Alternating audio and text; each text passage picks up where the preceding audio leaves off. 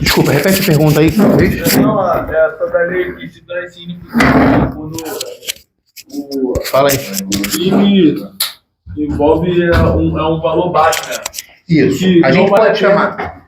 Não vai abrir todo um processo. O que acontece? Lembra, a gente vai falar sobre isso várias vezes, mas eu vou deixar já registrado a primeira vez isso.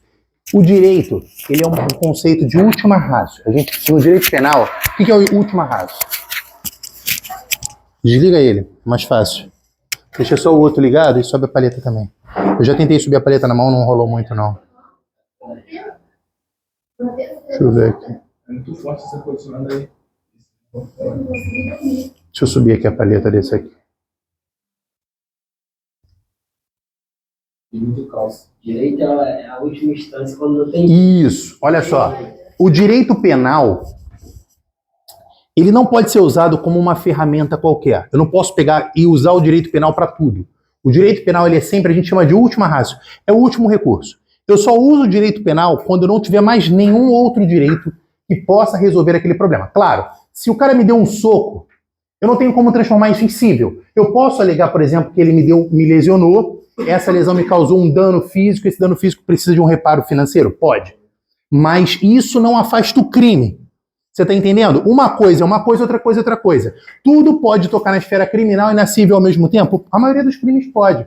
Só que alguns crimes, eles vão existir na esfera penal, com a possibilidade ainda, como é o último recurso, com a possibilidade de que haja um acordo celebrado para que aquele crime não seja punido. Eu fiz aqui, salvo engano, na primeira aula, pena privativa de liberdade sendo substituída por pena restritiva de direito. Lembra disso? Que a gente usou o exemplo até do primeiro item da nossa questão. Tu recebeu a folha aí, né? Do primeiro item. Alguém está sem folha aí? Todo mundo recebeu a folha do exercício? Se não me engano, era 6 anos, 8 anos. Isso, exatamente. Houve uma mudança na lei, onde a pena que era combinada para aquele crime era uma pena que foi diminuída pela lei. E aí ele passou a ter a possibilidade desse benefício. A gente vai estudar todos eles, mas só para não deixar você sem resposta por enquanto.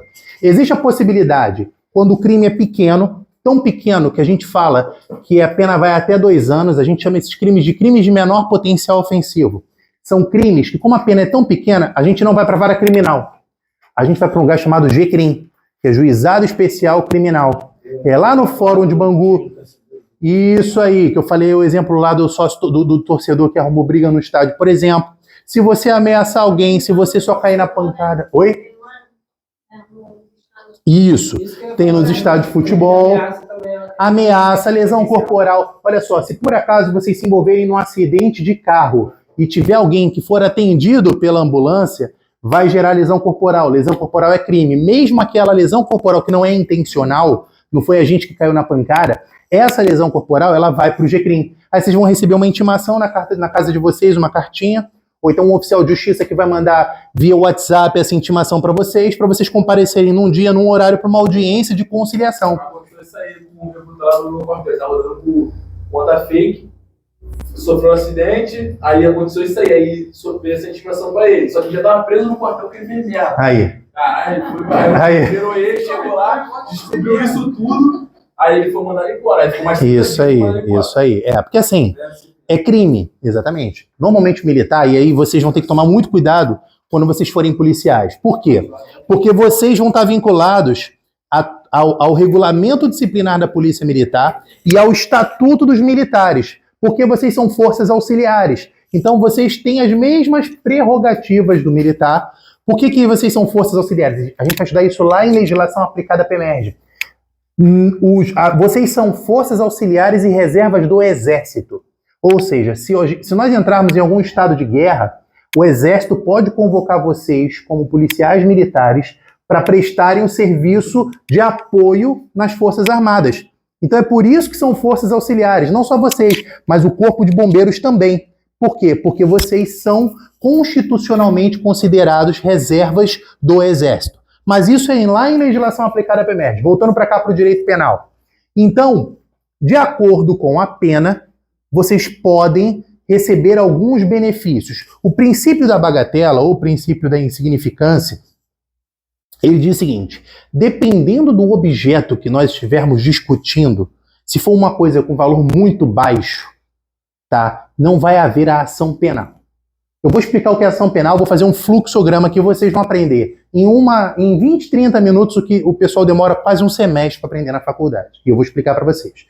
Mas para vocês entenderem, a ação penal, ela é o início do processo. Antes do processo, existe uma fase de inquérito, fase inquisitorial, de inquérito, ou uma fase preliminar que se chama, que é uma fase antes do processo. Tá? Quando acontece isso? Quando o crime acontece, dali para frente, tudo que vai acontecer no processo de investigação, vai chegar o delegado vai instaurar o inquérito vai ser apurado, ele vai mandar um relatório para o Ministério Público, aí a gente vai identificar elementos de autoria e materialidade, tudo isso vai ser falado, e lá na frente vira ação penal, se o Ministério Público oferecer a denúncia. Caso o Ministério Público não ofereça, não haverá ação penal. Então, quando você fala do princípio da insignificância, é porque nesse momento em que você está ali, o Estado, ele entende que aquela conduta não merece prosperar.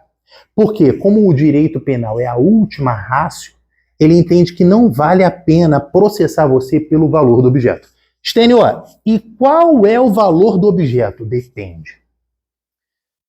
Houve uma mulher que foi condenada. Eu já contei essa história para vocês. Ela foi condenada pelo crime de furto, que ela estava tentando furtar dentro do supermercado.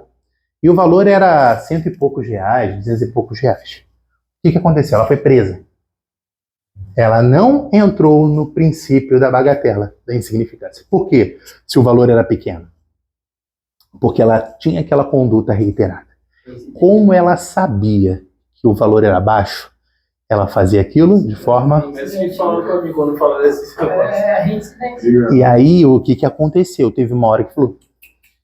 E o STJ manteve ela presa, porque aí recorreu para a segunda instância, na TJ, o STJ entendeu, falou negativo.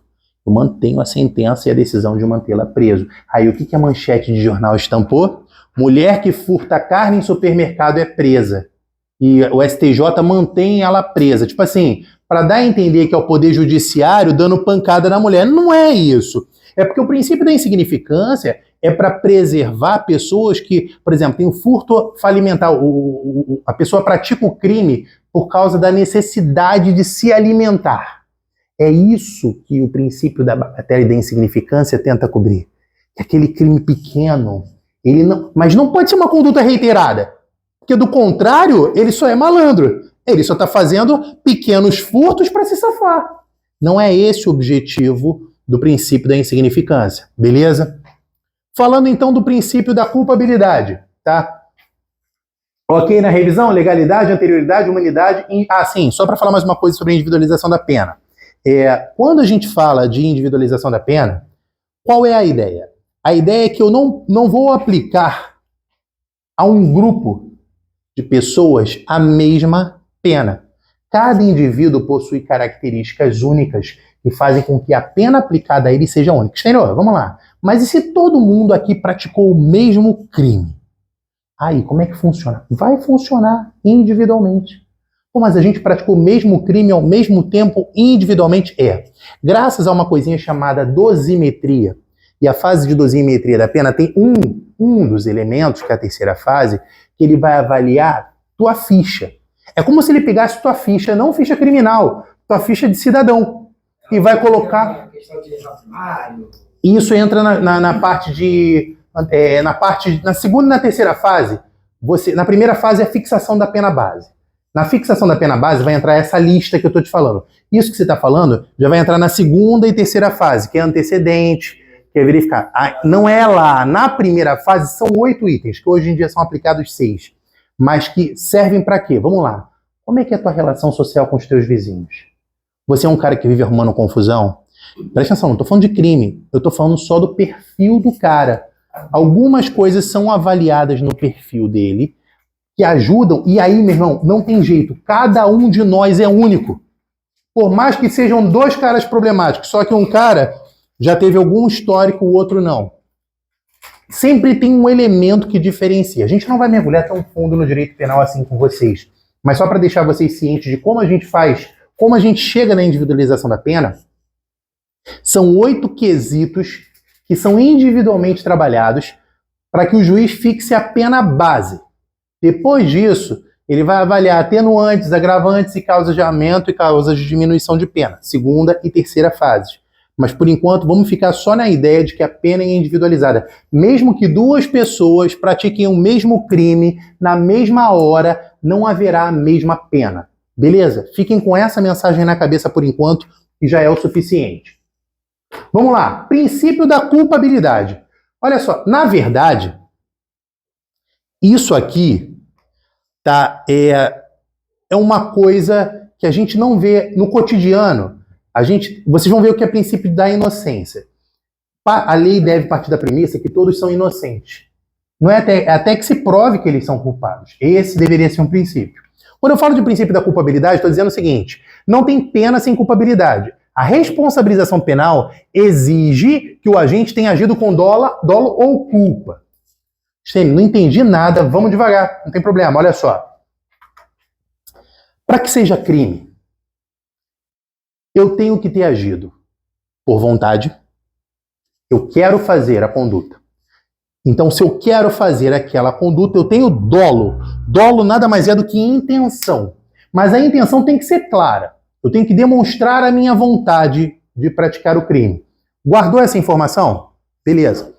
Existe um outro instituto chamado culpa. E aí eu quero que vocês prestem muita atenção aqui, porque vocês serão agentes públicos. E isso aqui é um problema para o agente público. Porque, olha só, a culpa se divide em 3 itens. Negligência, imprudência e imperícia. Entendeu? Por que eu tenho que me preocupar com isso como policial? Porque a culpa te arrebenta. A culpa gera, preste atenção, uma responsabilidade do Estado, ela é sempre objetiva. É como se o Estado fosse o pai e a mãe de vocês. A responsabilidade dele sobre vocês é objetiva. A besteira que vocês fizerem, o Estado se responsabiliza. Não tem jeito. Stênio, mas pô, cara, o policial militar fardado passou um desafeto dele. Ele atirou, o Estado responde? Responde porque o policial estava de efetivo serviço. Vocês são o Estado. No momento em que vocês vestem a farda, aquela imagem, ela não representa mais o soldado fulano ou soldada fulana. Aquela imagem é o Estado. É por isso que vocês têm autorização para fazer o patrulhamento ostensivo. Essa é a função precípua que a gente vai estudar em legislação aplicada para emerge, que é a função precípua da Polícia Militar. Vocês são polícia administrativa. O que é isso? A intenção de vocês é agir para prevenir o crime. Muito embora a gente veja o policial militar no confronto armado, o princípio não é esse. O princípio é que vocês evitem. É por isso que vocês andam com um fuzil, com a bandoleira, a tiracolo, passeando, quando não, colocando o fuzil para fora da viatura. A ideia é inibir a conduta criminosa. É fazer com que o criminoso pense 2 vezes antes de fazer a conduta. Então, nesse momento, vocês atuam como polícia administrativa. Não vou entrar no mérito de polícia administrativa e polícia judiciária, polícia civil, polícia administrativa, polícia militar. No futuro, quando a gente estiver estudando legislação aplicada, a gente vai mergulhar nisso. Mas só para vocês entenderem que vocês, como agentes públicos, no exercício da função, vocês são o Estado. São o Estado do Rio de Janeiro. Independente do que você faça. Tem uma questão das legais que caiu assim, que um agente penitenciário estava carregando um preso de um lugar para o outro e ele acelerava que não parava, enfim. E o cara que estava do lado dele, que também é penitenciário, falou que era para ele parar, porque poderia causar um acidente. Causou um acidente, teve 2 mortos e o preso também foi morto. E aí as questões eram exatamente isso, se ele respondeu... Responsabilidade objetiva. Só prestem atenção numa coisa. Aqui, na culpa, vocês são o Estado, certo? O Estado vai receber a pancada do mundo civil. O mundo civil, o que o cara vai fazer? Vai ingressar com uma ação contra o Estado. Criminalmente, vocês respondem individualmente. O Estado é a polícia? O que a polícia vai fazer? A polícia vai te manter preso. Aonde? Lá em Benfica. Lá aonde é o batalhão de vocês, lá que vocês ficam presos. Enquanto vocês estiverem como polícia. Por quê? Porque provavelmente vai ser instaurado um PAD, um procedimento administrativo que a gente chama de CD, Conselho de Disciplina para Praça. A gente vai falar lá na frente, legislação aplicada, e nesse procedimento vocês vão ser excluídos do serviço ativo. Mas isso é um procedimento administrativo. Criminalmente, vocês também respondem. Beleza? Criminalmente, o Estado não vai dar o braço a vocês e vai falar assim, o Estado vai ser condenado criminalmente. Não. Mas a responsabilidade sobre a sua ação, ela é toda do Estado. O que o Estado pode fazer? O Estado vai indenizar e depois ele vai remir sobre você, ele vai atacar você. Ele vai falar assim, beleza, eu assumi a responsabilidade. Agora, policial fulano, vem cá. Agora eu vou contra você. Por quê? Porque você agiu com culpa ou com dolo. Só existe culpabilidade se você tiver agido com dolo ou culpa. Agora vamos lá. Como é que você age com culpa? Tem 3 formas de você agir com culpa aqui. Doutrinariamente, tá? Negligência. O que é negligência? Negligência é quando você deixa de fazer algo que está sob sua responsabilidade. Você tem uma obrigação. Você vai sair com a viatura. Você tem uma obrigação. Qual é a sua obrigação? Fazer a verificação da calibragem dos pneus da viatura. Beleza? Beleza. Tá lá, tem um documento. Normalmente existe um documento, um checklist que a viatura tem que ter antes de sair.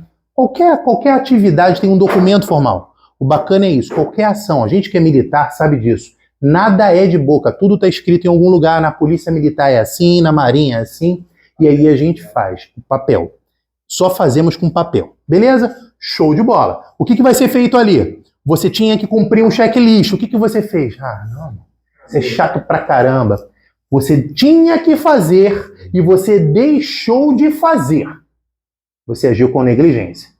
Pode pegar alguma coisa? Pode. O que aconteceu? Você saiu com a viatura, aquela viatura entrou numa perseguição e por conta de um pneu vazio, perdeu estabilidade, a viatura derrapou, capotou e acertou uma pessoa na calçada e matou a pessoa. Inicialmente vai ser feita uma investigação e durante a investigação foi verificado o quê? Que a razão pelo capotamento, de acordo com a perícia, foi o fato de que a viatura estava com um pneu avariado. Esse pneu avariado era por conta de um pneu não calibrado. Você deixou de fazer algo que estava sob sua responsabilidade. Isso é ser negligente. Você pode responder por homicídio?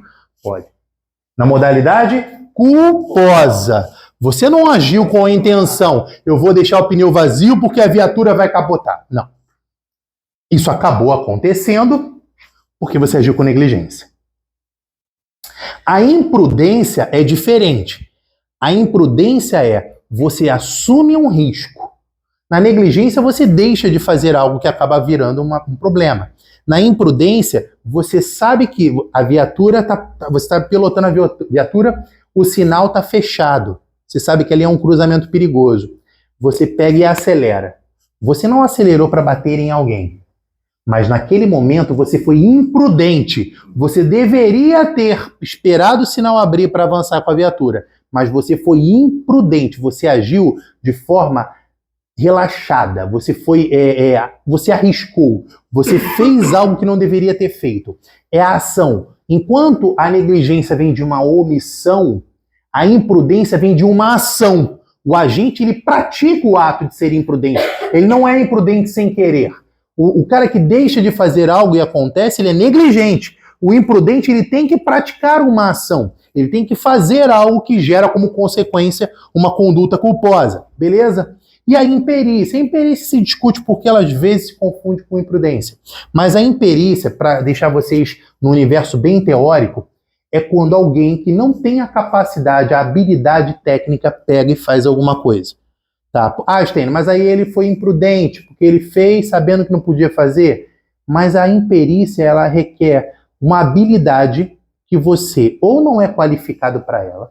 Então, um exemplo, você não tem carteira Delta, mas você vai lá, se voluntaria para dirigir um veículo que é típico de carteira Delta. E numa manobra você não reconhece um determinado comando daquele veículo e praticam um acidente por conta de não saber manobrar com veículo classe Delta, porque a sua habilidade, você não tem uma carteira de habilitação Delta, por exemplo. Isso claramente vai ser um episódio de imperícia. Você não era perito para aquilo, você não tinha habilidade, você agiu achando que tinha habilidade, mas você não tinha habilidade de qualificação para fazer aquilo e acabou fazendo. Você responde por imperícia, tá? Tem uma discussão jurídica aqui sobre imprudência e imperícia, mas a gente não precisa chegar nesse ponto, só precisa que você entenda que a conduta de culpa envolve um desses três elementos. Stênio, então como é que pode ser uma conduta que não é tipificada nem como dolo nem como culpa? Simples. Você está pilotando sua viatura quando um indivíduo pula na frente do carro. Você agiu com imprudência? Não. Você estava pilotando dentro da velocidade limite da via?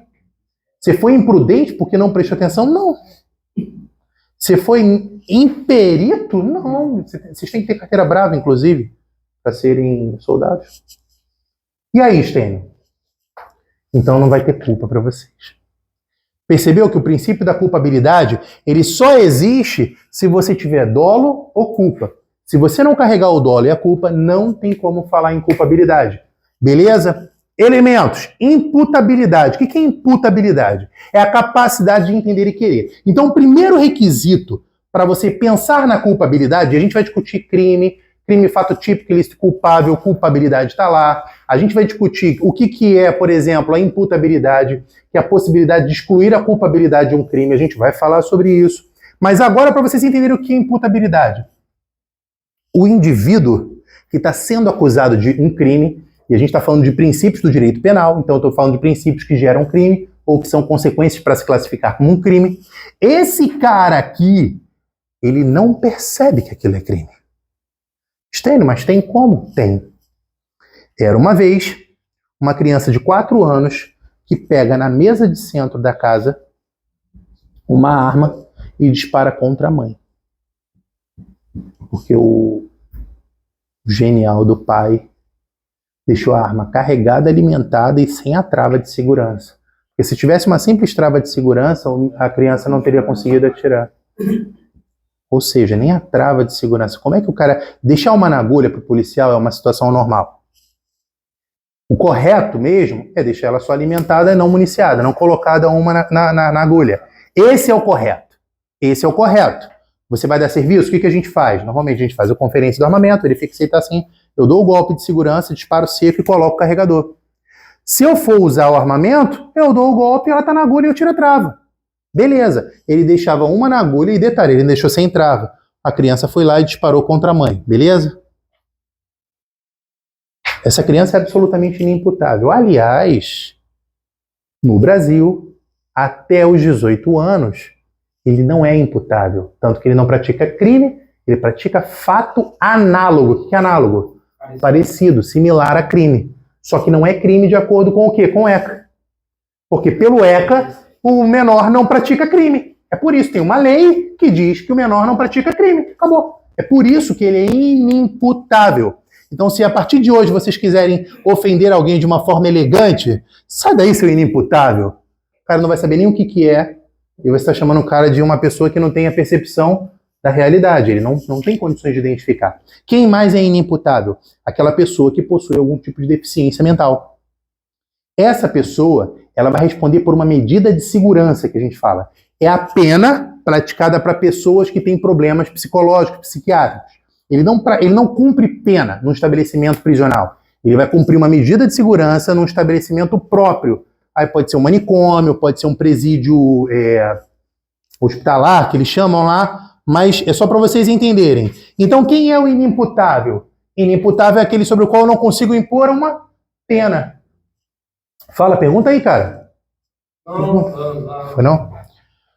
Potencial consciência da ilicitude, possibilidade de conhecer a proibição. Olha só. Os homens com certeza vão lembrar. O Cristiano Ronaldo, há algum tempo, quase foi preso fora do Brasil, lá na Arábia. Por quê? Porque ele resolveu, na hora de tirar uma foto com uma menina que era cadeirante, ele resolveu encostar na mulher. Acabou. Era crime lá mesmo. Quase que ele roda. Lá, será que ele tinha potencial consciência da ilicitude dele? Certamente não. E Stênio, no Brasil, ninguém pode se excusar, né? Ninguém pode Descumprir a lei alegando não conhecê-la, tá? É um princípio do direito também. Eu não posso dizer assim, eu pratiquei um crime porque eu não sabia que aquilo era crime. Mas existe um elemento analisado no direito penal que é se essa pessoa tem realmente potencial consciência da ilicitude. Olha só, eu sei que parece bobo, mas culturalmente, eu já dei essa marretada aqui quando a gente ainda dava aula no outro curso, sobre a receptação. A receptação é crime, mas a receptação é quase cultural. É simples, vai no trem. O que vende no trem lá, 90% é produto ilícito. É um produto que veio o quê? Provavelmente ali, de algum fruto de algum furto, de algum roubo. E o que a gente faz? Tá barato, compra. Na hora que você está comprando daquela pessoa que está vendendo, você está praticando um crime de receptação. E ainda tem a receptação culposa, o que para mim é absolutamente esquizofrênico, mas sabe o que entra aqui também? Além de apropriação indébita, são dois crimes, apropriação indébita ou receptação culposa. É o famoso achado não é roubado. Culturalmente a gente está acostumado com o quê? Achado não é roubado? Quem perdeu foi relaxado, irmão. Crime sim. Pode ser apropriação indébita, que é quando você pega alguma coisa que não é sua, então você sabe, aquilo não é seu. Você tem a consciência de que aquilo não é seu. Agora, sabe o que aqui tranquilamente cai como uma consciência da ilicitude que você não tem? Olha só, tá o meu telefone e tá o telefone do colega. Os dois são do mesmo modelo. A gente botou em cima da mesa. Na hora eu peguei o telefone e botei no bolso. Quando eu cheguei lá na minha casa, eu olhei pro telefone e falei, ih, rapaz, esse telefone não é meu. Já aconteceu comigo na academia, lá do trabalho. Os dois eram, eu tinha um Poco 6X Pro lá, aí o do cara também era. Eu fiquei apertando na tela, eu falei, mano, que porra, eu esqueci a senha. Eu botava digital, não desbloqueava. Me deu um estalo, mano. Caraca, esse telefone não é meu. Os dois eram o mesmo modelo. Certamente, se eu levo esse telefone para casa, primeiro, como é que você vai perceber que a minha conduta não tinha dolo? Porque o outro telefone ficou lá. Se ligou? Stênio, mas eu poderia pegar um telefone achando que era meu e não ser? Poderia. Já teve um episódio que o cara pegou em cima do balcão do bar.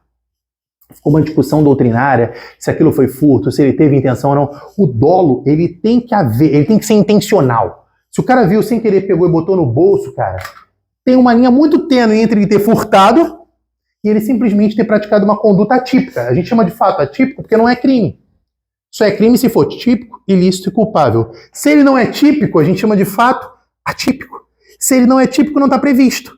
Isso que ele fez é furto? Não, porque o furto tem que ter, subtrair para si ou outrem. Tem que haver a intenção. Se não há o dolo no furto, não é furto. Aí entra a questão da apropriação indébita. A possibilidade de que você possa, eventualmente, ter ali a subtração desse bem não voluntária, de forma não intencional, ela pode te trazer problemas? Pode. Mas é diferente de quando você compra um produto, por exemplo, sabendo que aquele produto é um produto de crime. Stênio, mas eu não vou pedir nota fiscal de tudo que eu compro no mercado. Quer dizer, no mercado vai gerar, mas e tudo que eu compro, o correto seria isso. O mundo correto seria a gente pedir nota fiscal de tudo. Mas quer uma dica muito bacaninha que eu ouvi de um inspetor da polícia que eu nunca esqueci? Ele falou para mim assim, Stênio, só cai em golpe malandro. O golpe só cai malandro. Porque o cara vai te oferecer uma vantagem que não é normal. Você sabe que é golpe. O cara vai falar assim, tô vendendo um iPhone Pro Max 17. 3 mil na mão. O cara que vai comprar isso é malandro. Ele sabe que esse não é o preço de mercado. Uma TV de 42 polegadas, o cara tá vendendo a R$600. Tem alguma coisa errada, cara. O problema é, você sabe, só que você quer ser malandro. Aí o que acontece? É um link fraudado da Casas Bahia, que você compra o produto e o produto nunca vai chegar porque você comprou no link fraudado. Só cai em golpe malandro. Stênio, tem o senhorzinho lá de 70 anos. Não estou falando desse tipo de golpe. Estou falando do golpe do benefício. Golpe da compra. Você vai comprar alguma coisa mais barato, você vai participar, é pirâmide, alguma coisa. É o malandro que cai em golpe. O cara mais precavido não cai em golpe. É a mesma coisa comprar um produto, uma mercadoria que é fruto de crime. O cara que está com uma mercadoria fruto de crime, ele não vai vender pelo preço de mercado, Zé. ele vai vender mais barato. Claro que ele vai vender mais barato. Ele quer se desfazer rápido do produto de crime. Se ele botar no preço de loja, o que você fala? Eu compro na loja. Porque na loja eu tenho garantia, na loja eu posso parcelar no cartão. Esses caras normalmente querem dinheiro na mão. É por isso que o cara do TI normalmente faz Pix. No máximo. Fora isso, é dinheiro, cash. Exigibilidade de conduta diversa. Presta atenção, gente. A gente vai falar sobre o fato típico ilícito culpável. Vou até parar daqui a pouco para explicar logo isso, porque tudo isso aqui está dentro da culpabilidade, que é o terceiro elemento. Fato típico, ilícito e culpável. E a culpabilidade nada mais é do que esse culpável. Quando ele fala de exigibilidade de conduta diversa, preste atenção no seguinte. Você é o gerente de um banco. Você vai sair de casa para ir trabalhar. Um grupo de sequestradores entra na sua casa. Colocam a sua família como refém e falam assim, você vai lá no banco, você vai abrir o cofre, vai chegar um rapaz lá de terno, gravata, ele vai abrir a pasta, você vai colocar o dinheiro dentro da pasta dele, ele vai sair de lá e você não vai falar nada com ninguém. E se você falar isso com alguém, eu mato tua família. Combinado? Nesse momento que você fez esse crime, você pertence à organização criminosa? Não. Alguém diferente aqui ia exigir uma conduta diferente dele? Alguém acha que ele agiu de forma errada? Para que haja culpabilidade, aquela conduta praticada pelo agente poderia, socialmente, você esperaria uma conduta diferente. Nesse caso, exclui a culpabilidade. Esse cara não praticou crime. Por que ele não praticou crime? Porque não há como eu imputar culpa a ele, uma vez que eu não tinha como exigir dele uma outra conduta. O que é isso? Exigibilidade de conduta diversa. Traduzindo, eu posso ter uma conduta diferente. Para que haja culpa, eu poderia ter uma conduta diferente. Alguém ia agir diferente do gerente aqui? Alguém ia falar, pode matar minha família, mas eu não vou roubar meu banco. Meu banco em primeiro lugar. Ninguém faria isso. Ninguém. Então, nesse caso, não tem o que se falar em exigir uma conduta diferente. Todos nós faríamos a mesma conduta. Nesse caso, excluir a culpabilidade. Porque a culpabilidade, ela só existe, eu só consigo aplicar culpa ao indivíduo se eu podia ter uma conduta diferente. Se alguém poderia ter uma conduta diferente. Se aquela conduta praticada pelo agente, ninguém faria diferente, e esse ninguém é o senso comum, é a maior parte, claro. Pode ter um doido aí que fale, não, primeiro meu banco. É ele que me alimenta. Oi? Senso comum. Amor, traz um copo d'água pra mim, por favor. Consegue entender então que a culpabilidade para existir, ela precisa que aquela conduta que o agente praticou pudesse ter sido diferente. Se fosse uma conduta, por exemplo, vamos lá, o cara te fechou. O cara fechou você, no teu carro tinha você, tua esposa, teu filho. Você ficou muito invocado, o que você pegou? Pegou teu 38 e descarregou em cima do cara. Eu posso falar que essa conduta todos praticariam igual porque tomaram uma fechada? Você pode encontrar até uns 2 ou 3 sequelados que falam, Stênio, eu faria a mesma coisa. Mas essa é a exceção, não é a regra. Não olha pra mim. Olha.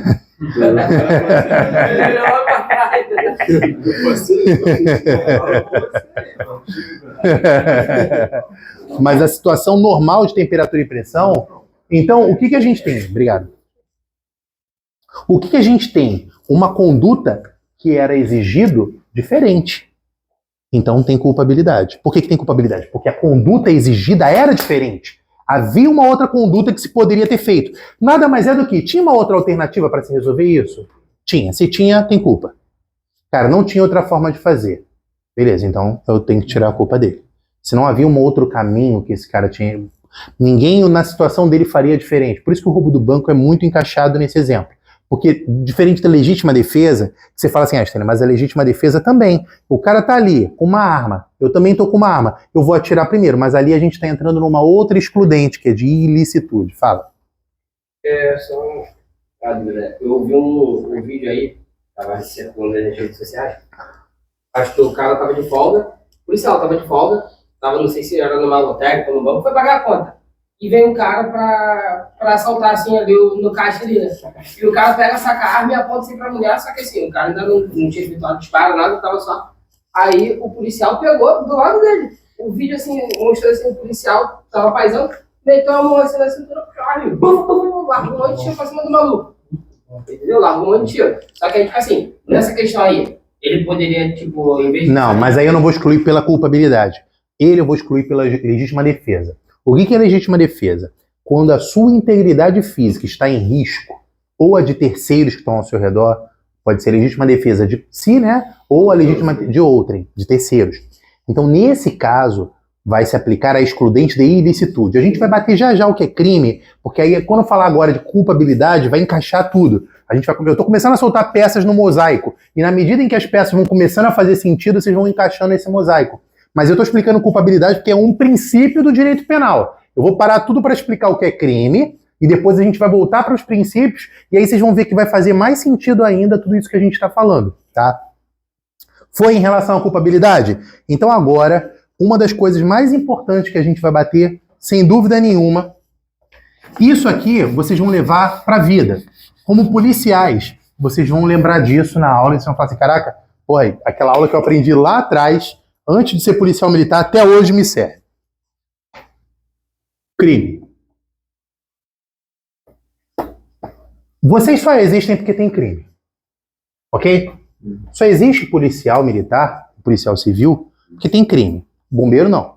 Bombeiro existe porque vocês têm que socorrer, aí vocês não, né? Os bombeiros têm que prestar o que a gente chama de serviço de defesa civil. Defesa civil é tudo aquilo que não é crime, nada que é militar, eles são o Rambo do rolê. A Constituição deixou na mão do Corpo de Bombeiros resolver de invasão alienígena até salvamento por afogamento, fogo, tempestade, raio, furacão, tudo que vocês imaginarem, tudo, desastres da natureza, incidentes e acidentes. Então assim, e literalmente na Constituição, quando a gente estudar a legislação aplicada, vocês vão ver lá que a Constituição ele esmiuçou, ele trouxe todas as possibilidades no Corpo de Bombeiro. O Corpo de Bombeiro ficou com o resto. Polícia Militar é responsável pelo patrulhamento ostensivo. Polícia Federal é responsável pela investigação e condução de crimes contra a União e autarquias. Aí vem Polícia Civil. A Polícia Civil é responsável por investigação de crimes. A Polícia Civil ela só trabalha porque o crime aconteceu. Vocês só trabalham para tentar evitar o crime e a Polícia Civil só trabalha porque o crime aconteceu. Beleza? Oi? Trabalha. A Civil trabalha muito. E por isso, enfim... Beleza, mas tudo isso, só existe isso porque a gente tem crime. E o crime, existe um tripé para o crime. Ok, tripé? Tripé só funciona se as três pernas estiverem funcionando ao mesmo tempo. Se qualquer uma das pernas cair, deixa de ser um tripé, ele deixa de ficar em pé, certo? É simples, é uma estrutura de 3 pontas. Se você tiver as 3 pontas ao mesmo tempo, elas estão em equilíbrio e elas não vão cair. Se qualquer uma delas cair, todas caem. Beleza? Então só é crime se tiver esses 3 elementos. Só é crime se tiver os 3 elementos. Então ele é um fato típico, ele é um ilícito por natureza, e eu vou explicar para vocês, e ele é culpável. E o culpável, olha que maneiro.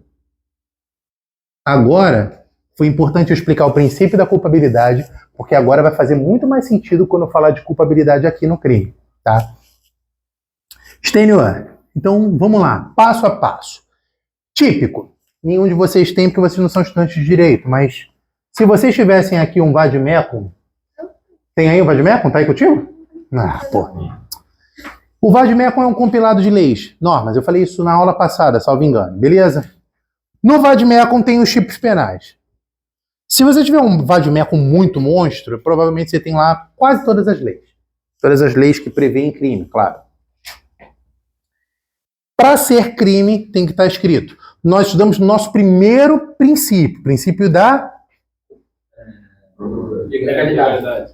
Isso. Significa dizer que não há crime sem lei anterior que o... Para ser típico, tem que ter uma lei. Tem que ter uma norma dizendo que aquilo é crime. Para ser crime, tem que ter uma lei dizendo que aquilo é crime.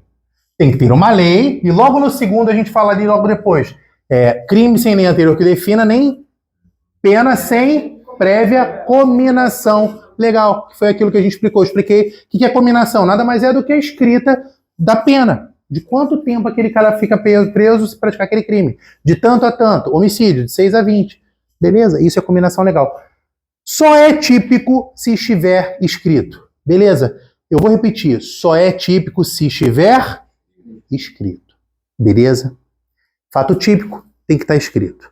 Então, se você falar de tipicidade, tem que estar escrito. Por isso que, às vezes, vocês vão a uma delegacia, levar ou conduzir, o delegado pode eventualmente, ou o escrivão, ou quem estiver lá, colocar como fato atípico. O fato atípico é porque ele não conseguiu encontrar um enquadramento legal para aquela conduta humana. Às vezes aquela conduta é uma conduta estranha, você leva à delegacia, mas não preenche os requisitos de crime. Deixa eu ver um exemplo aqui que eu peguei muito em G-crime. Até você ter essa conduta do cara que esqueceu o celular dentro de um estabelecimento comercial e o gerente pegou, ou o funcionário pegou aquele celular. O celular ficou 6 meses lá, ninguém foi dar falta dele, ele levou para casa, deu para o filho ligou o GPS do celular, o GPS foi rastreado e a Polícia Civil foi lá na casa do cara e levou o cara, mandou mensagem pro cara, ligou pro cara, fez o cara ir à delegacia e levar o telefone. Antes disso virar a possibilidade de um crime de apropriação indébita, que é que não é bem apropriação indébita, ele estava sendo qualificado como fato atípico. Porque olha só, é furto. Porque furto é subtrair, eu não subtraí nada. Apropriação indébita parte do princípio que eu peguei algo que não é meu. Só que, cara, agora pacificou. Mas no início, se você parar para pensar, o maluco deixou lá. Eu podia jogar fora. Então, em tese, estava num limbo isso. E durante um tempo a gente pegou como fato atípico essa conduta lá. O típico é porque não está previsto na lei. Mas olha só que louco. Se não está previsto na lei, por que cargas d'água o cara da Polícia Civil na delegacia registra como fato atípico, brother? Porque o cidadão foi lá e pediu para registrar. E aí o Estado também não pode se eximir da responsabilidade quando provocado. Se o cara chega para você e fala assim, olha só, e nunca façam isso. O cara chegou para você, pô, cara, fulano tá roubando ali, ó, não sei o que, tu fala, olha, não tô vendo nada não. Você pode estar prevaricando, beleza? Prevaricar é o agente público, no exercício da função, deixar de fazer algo que está sob sua carga, sob sua responsabilidade. É a negligência, só que a negligência em nível administrativo penal. Ou seja, o cara tem uma responsabilidade e ele conscientemente, voluntariamente, ele não faz algo que está sob sua responsabilidade de fazer. Ele pode responder por prevaricação. Então, o Estado ele precisa agir. Se você fizer uma ação judicial, ela pode ser a mais esdrúxula do mundo, meu irmão. O juiz tem que apreciar. Por mais que ele dê uma inépcia, que a gente fala, quando ele não entende que tem um mínimo de elementos ali, ele devolve e fala, olha, eu não vou poder processar e julgar isso, porque isso aqui está faltando elementos aqui. Se você juntar esses elementos, ainda que seu pedido seja absurdo, eu quero ser reconhecido como o rei do Brasil. Os caras vão ser obrigados a julgar, meu irmão. O Estado não pode se negar a prestar a assistência. E isso vale para a Polícia Civil também. Se o candango vai lá e fala assim, irmão, olha só, eu tô me sentindo mal, porque, pô, cara, a presença do cara aí, não sei o que e tal. Ah, mas o que ele tá fazendo? Não, ele não tá fazendo uma presença dele. O cara pode até falar assim, irmão, hoje em dia, né? O cara fala, irmão, vai embora pra casa, né? Te pega aqui, some, vaza. Só que, olha só que louco. Era uma vez, no reino da Patagônia, um cara que era cliente VIP do G-crime. O que ele fazia? Ele andava com o celular na mão. Olha só, ele andava com o celular na mão. E se você pusesse as mãos no bolso, ele dizia que estava se sentindo intimidado por você, ameaçado. Tem vários, se vocês pesquisarem pelo cara da mão no bolso no YouTube, vocês vão achar ele, porque ele tem vídeo no YouTube, é real. Esse cara virou cliente VIP nosso lá. E qual era o nosso trauma? A orientação que a juíza dava pra gente quando a gente ia fazer audiência com ele. Olha só, não bota a mão no bolso. Olha que noia. A orientação que a gente recebia para fazer a audiência desse cara, tanto que eu fazia as audiências quando ele brotava lá. É um cara completamente lúcido, um cara que conhece do direito. Ele ia na delegacia. Aí o delegado começou a falar com isso, ó, vaza daqui, seu pela-saco. Ele, corregedoria. Chegava na corregedoria. Ele tinha conhecimento jurídico. Não tinha nada de idiota. Eu falei, fiz audiência com ele. Então posso falar isso de carteirinha. Ele chegava e ia lá na corregedoria. O que aconteceu? A delegacia. A mesma coisa, bateu no promotor, o promotor não botou pra frente. Ele foi na corregedoria da promotoria e foi lá. O promotor, tanto que o promotor chamou e falou, olha só. Eu falei, mas doutor, que crime é esse? Porque a ameaça, ele tem que envolver uma intimidação, uma fragilização da minha segurança. Eu tenho que me sentir constrangido de alguma forma com aquela verbalização ou com aquela ação. Se eu fizer isso pode ser ameaça, tudo bem. Mas ela é clássico, qualquer ser humano, na mesma condição, se sentiria ameaçado, pô. É por isso que é crime. Porque o crime ele tem que ser comum para todos. Aquela conduta tem que violar para todos aquilo. Do contrário, não é crime, pô. Do contrário, se você fizer assim... Ih, Stênio, tentou roubar a cadeta? Não tem que roubar nada. Encostei na cadeta. Tentou roubar. Você vai partir para o princípio da culpa. Você vai ver que nos princípios tem que haver o dolo, tem que haver intenção. Nesse caso, não tem. Então, quando eu falo de fato típico, ele tem que estar escrito. Foi? Todo mundo interiorizou? Beleza. Fala. O senhor falou quando tem vontade, é no ar, você falou agora, tem que ter intenção. Qual é o nome que se dá isso? Dolo. Dolo? Dolo. Tem que ter dolo. Tem que ter intenção. Dolo.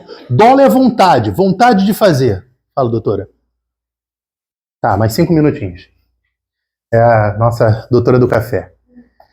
Ilícito. Olha só. É como se fosse uma moeda de dois lados. Se de um lado ele é típico, no outro, essa conduta praticada tem que ser um ilícito. Ela tem que ser considerada um crime. Ela tem que ir de encontro ao Código Penal. É como se fosse duas faces da mesma moeda. Ela tem que estar prevista e essa conduta praticada tem que violar o Código Penal. E se ela não violar o Código Penal, Stênio, então ela não é um fato ilícito. Aí você fala assim, peraí, Stênio, mas aí não seria a mesma coisa que o fato típico? Não. Porque olha só, muito embora a conduta esteja prevista no Código Penal, quando ele pratica essa conduta, ele não viola o Código Penal. Fiquei na mesma, Stênio, agora eu tô viajando igual um doido. Não, não tá não. Aqui, você praticou porque tá escrito. Aqui, você não praticou porque, embora escrito, você está amparado por alguma ferramenta que permite que você faça isso. Pela ruga de preocupação na testa, eu tô feliz, porque a ideia é essa. Preste atenção. Quantos de vocês têm tatuagem aqui? Vai ser imaginar aí, ó. Quem não tem tatuagem? Vocês foram os únicos que... Até fazer tatuagem preta vai aparecer que você não vai ser. Tatuagem é uma lesão corporal. Exatamente. Nós só conseguimos ter uma tatuagem porque a gente permitiu que o tatuador nos ferisse. Ele feriu? Sem dúvida. Várias microagulhadas na pele, várias lesões corporais. Não sangrou que ele tinha que passar o tempo todo aquele material para não deixar infeccionar? Ele estava praticando microlesões corporais, fala. E não repete aquele sobre a gente fura sempre a orelha da criança quando ela é pequena e... Exatamente. Você praticou uma lesão corporal. É cultural, mas olha só. É uma forma de excludente de ilicitude. E ilicitude não é o tripé? Só é crime se tiver os três ao mesmo tempo. Se um dos três cair, deixa de ser crime. Por que o cara que furou a orelha da criança, por que o tatuador, eles têm uma modalidade que exclui, que é um outro cara também, o cirurgião. O cirurgião torácico, o cardíaco, ele precisa serrar o seu osso, abrir a caixa torácica para meter a mão no teu coração, brother. Isso é uma lesão corporal gravíssima. É tão grave que você assina um termo assumindo a responsabilidade pelas consequências da cirurgia se você vier a óbito durante a cirurgia. Porque se você não tiver o risco de óbito, ele não pode fazer a cirurgia. Aí você escolhe, você morre por não fazer a cirurgia, e aí o seu coração para, ou você corre o risco, um risco controlado, administrado. Não é assim, o cara não vai sair serrando o teu peito. Ele vai fazer vários exames para identificar se você vai ter algum tipo de rejeição, qual é o seu tipo sanguíneo, se você está bem de colesterol, se você tem risco de trombose, se você tem um monte de coisa, para depois disso tudo, você está habilitado para fazer a cirurgia. Essa cirurgia acontece com uma série de protocolos de segurança para tentar minimizar o seu risco. Mas há o risco. Exatamente, exatamente. Tem todo um protocolo. O protocolo é para diminuir o risco. Mas no risco cirúrgico, inclusive, você identifica ali quais são as... Exatamente, quais são... Exatamente, exatamente. Então, daí vocês entendem, mas esse cara, ele está no exercício legal da função dele. É uma excludente de ilicitude. Legítima defesa, acabei? Cabe também, eu vou falar da legítima defesa. Mas só para vocês, para a gente poder ir pro café, só para vocês entenderem que olha só que maneiro. O cara praticou o fato típico na excludente de ilicitude? Sim, sim, ele foi. Olha aqui, lesão corporal gravíssima, cirurgião.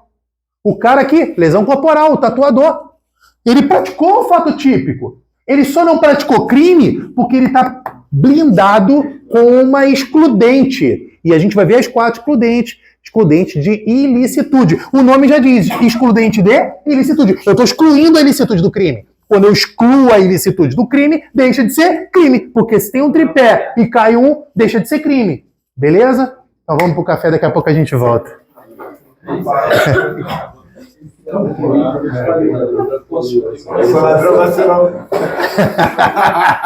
Não teve consentimento da vítima crime.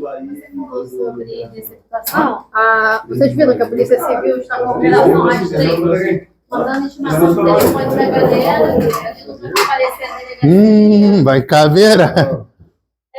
Os telefones. O meu cunhado, a esposa dele, recebeu uma intimação aí, semana realizada. Não, ele foi lá. Eles foram lá na delegacia por quê? Tá acontecendo. O Charles me mandou mensagem essa semana falando disso. Eu falei pra ele, cara, olha só, mal e porcamente falando, é aquele ditado que o pessoal fala, que é visto barato, sai caro. Então, pô, mas eu comprei celular. Ele trabalha lá pela Rocinha, ele comprou o celular lá. Eu falei, cara, Maluco. comprou o celular lá na Rocinha? Com certeza o celular é roubado. Origem duvidosa. Tudo bem que ele falou, cara, mas foi numa loja desses caras que consertam o telefone. Eu falei, mano, a maioria desses celulares que os caras consertam ainda é roubado. Não é bom. Ela foi, porque como ele comprou o celular pra ela, o que ela fez? Ela jogou o e-mail dela, os dados dela lá no telefone pra...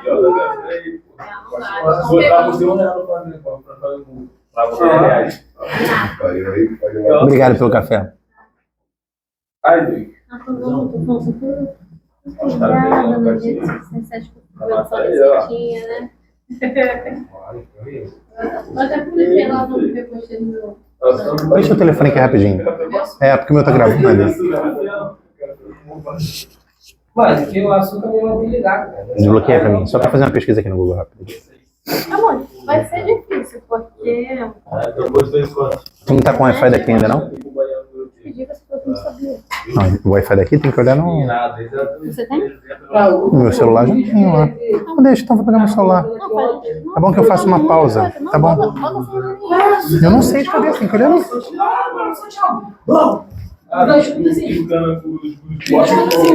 Olha, puta, tu me matou e tal, isso, mano.